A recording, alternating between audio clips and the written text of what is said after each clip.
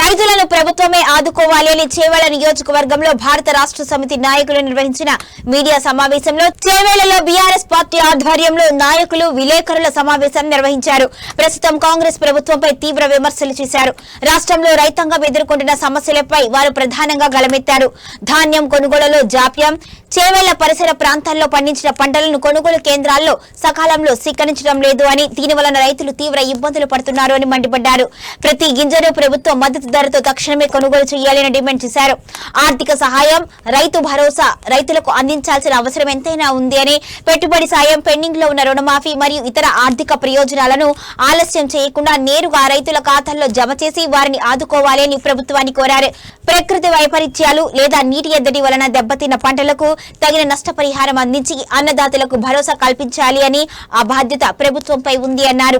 ప్రభుత్వం స్పందించి యుద్ధ ప్రాతిపదికన రైతుల సమస్యలను పరిష్కరించకపోతే బీఆర్ఎస్ శ్రేణులు రైతులతో కలిసి పెద్ద ఎత్తున నిరసన కార్యక్రమాలు మరియు ఆందోళన ఉధృతం చేస్తాము అని చేవేళ్ల బీఆర్ఎస్ నాయకులు హెచ్చరించారు. ఈ కార్యక్రమంలో రాష్ట్ర నాయకులు నాగేందర్ గౌడ్, జిల్లా నాయకులు Kompalli Ananthareddy, DCMS chairman Krishnareddy, Chevella BRS party మాజీ ఇన్ఛార్జ్ దేశమల్ల ఆంజనేయులు పాల్గొన్నారు. ప్రభుత్వం చేస్తున్నటువంటి రైతులకు దగా చేసి ఎలక్షన్లో ఎన్నో ఈతల మాటలు చెప్పి గద్దెనెక్కినాక రైతు ఉసురు పోసుకుంటున్న రేవంత్ రెడ్డి, ఆయనకు రైతులే గుణపాఠం చెప్పే రోజులు దగ్గరలో ఉన్నాయి. ఇప్పటికే 2 సంవత్సరాల రైతున్నది. ఈ యొక్క రైతుల మీద ఇంత కక్షగా సాధింపు అనేది మంచిది కాదు. కాంగ్రెస్ ప్రభుత్వం చేస్తున్నటువంటి రైతులకు దగా చేసి ఎలక్షన్లో ఎన్నో ఈతల మాటలు చెప్పి గద్దెనెక్కినాక రైతు ఉసురు పోసుకుంటున్న రేవంత్ రెడ్డి, ఆయనకు రైతులే గుణపాఠం చెప్పే రోజులు దగ్గరలో ఉన్నాయి. ఇప్పటికే 2 సంవత్సరాల రైతున్నది. ఈ యొక్క రైతుల మీద ఇంత కక్షగా సాధింపు అనేది మంచిది కాదు. కంపల్సరీ ఈ రైతులకు వర్షాకాలం స్టార్ట్ అయింది. ఇంకా ప్రభుత్వం ఇవ్వవలసిన రైతు బంధు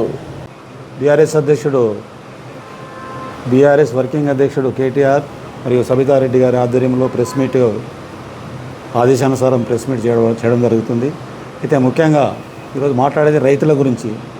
కాంగ్రెస్ ప్రభుత్వము రైతు వ్యతిరేక విధానాన్ని, ముఖ్యంగా రేవంత్ రెడ్డి గారు రైతు వ్యతిరేక విధానాన్ని ఈరోజు చూస్తుంటే సమయానికి రైతు బంధువు లేదు, రైతుకు యూరియా లేదు, రైతు యాప్ అని ఒకటి పెట్టిండ్రు.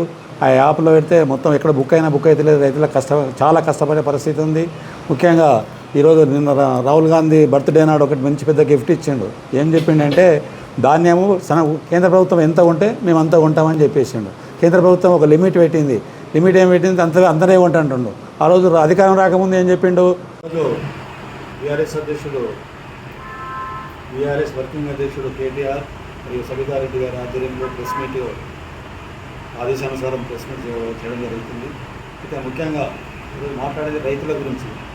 కాంగ్రెస్ ప్రభుత్వము రైతు వ్యతిరేక విధానాన్ని, ముఖ్యంగా రేవంత్ రెడ్డి గారు రైతు వ్యతిరేక విధానాన్ని, రాష్ట్రంలో రైతుల ప్రభుత్వం అని చెప్పి ఎన్నికల ముందు సాధ్యం కానీ ఆచరణ సాధ్యం కానీ అనేక హామీలు ఇచ్చి రాష్ట్ర ప్రభుత్వం రేవంత్ రెడ్డి గారు ప్రజలను మోసం చేస్తూ, రైతులను మోసం చేస్తూ అధికారంలోకి రావడం జరిగింది.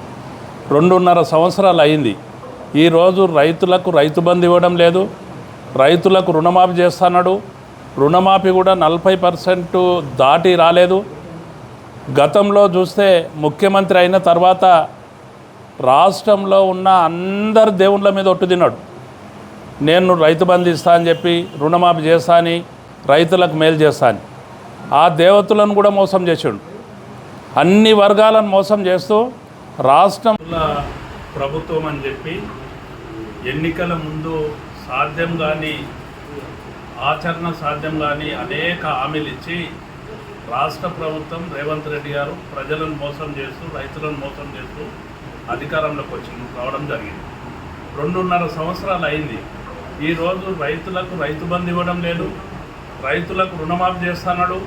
రుణమాఫీ కూడా 40% దాటి రాలేదు.